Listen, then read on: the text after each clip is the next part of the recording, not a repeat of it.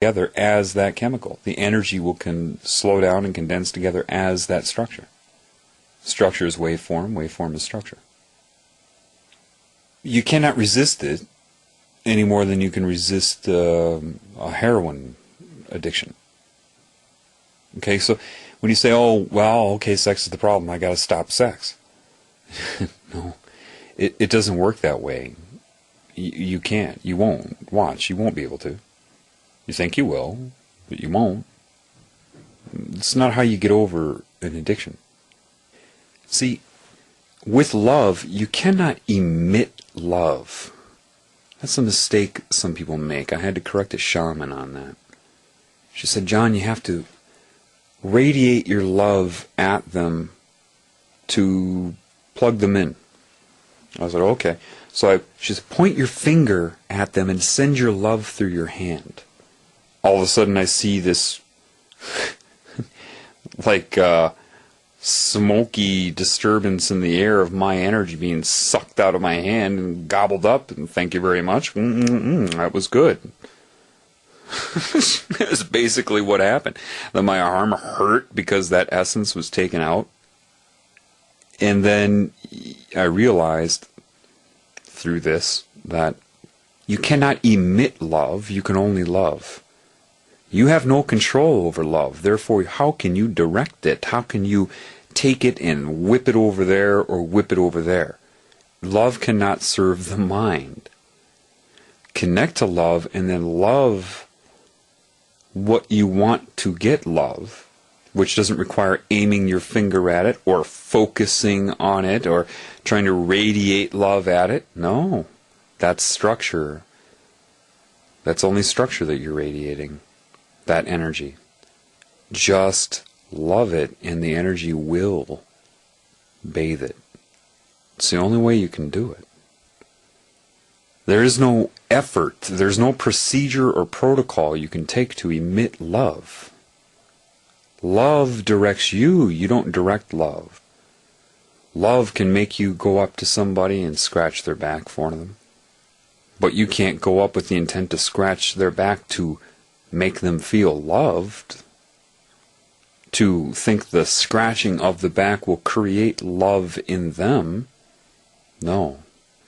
There's a very big difference between the two.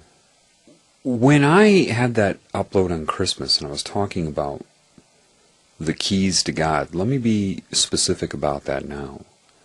I had my emotional response to that. You will too. You'll break down too. That was my response to love under a severe attack. One of the many. Every point in time has its own resonance. Therefore, any memory you have of the past has a resonance. That resonance was directly correlated to what genes in your DNA, what codons were turned on and off. An addiction to drugs, sex, and everything else is a manipulation of the DNA for chemicals and alter what you call homeostasis in the body. So what it showed me was that if you just shut your eyes and picture your point where you are now, say just looking forward, very basic, you don't have to do this, but the past would be, say, just if you tilt your head to the left and you go to the past, if you tilt it to the right. Again, structure, I'm just giving a metaphor, okay? Do it however you do it. And what occurred to me is what it showed me is, have you ever had that smell or a sound or a situation, a scene or something that triggered not a memory of your past, but actually took you back to it? Well, you start that way. You find something that brings you back, and you can't just remember it, you have to go into it. If the year was 1978, you have to, in your mind, pretend you're sitting there in 1978. Right now it is 1978. And you don't have the mirror for that. You look out of your eyes and see yourself as that child. And what you do is everybody has significant moments where you were attacked by this cancer. All of you. And those moments were to make you do something that brought shame to you, ridicule, whatever. Or something happened to you, you were abused, or something bad. And when you start to connect to love, you go back and you have this understanding that they were controlled by this consciousness. You start to get that. You start to understand it. You go back and you can actually, forgiveness is understanding. It's not an act, it's not an admittance, it's not anything other than knowing. You either forgive or you don't, just like you love or you don't. It's not a procedure or something you force yourself to do. You can only do it when you understand. Therefore, it's not even forgiveness. That's a word. It's, oh. Then you see, oh, I did this when I was young, but now I start to get an understanding. There's other things involved, subliminal messages, a consciousness directly plugged into my mind that wants me to feel separated and shameful. Oh. Doesn't matter what you've done or who you are.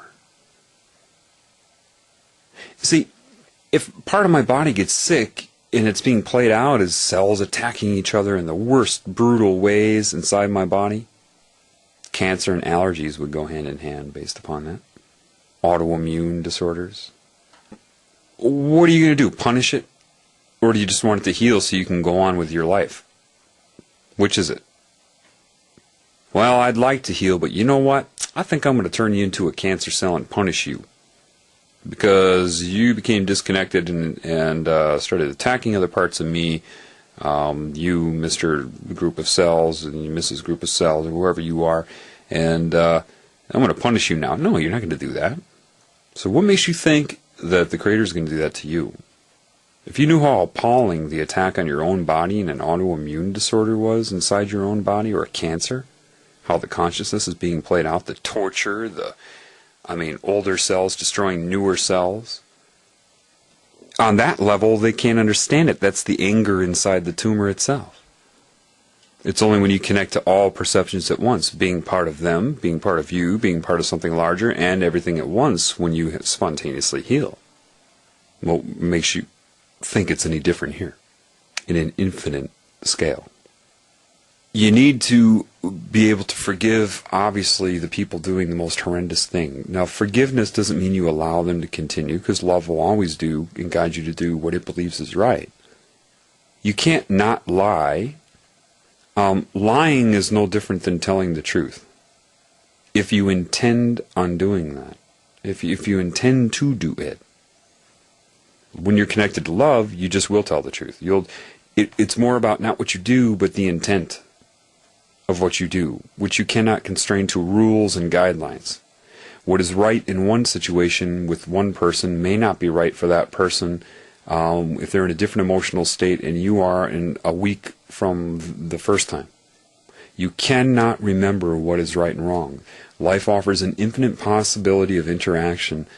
You cannot retain it. This is where laws come from.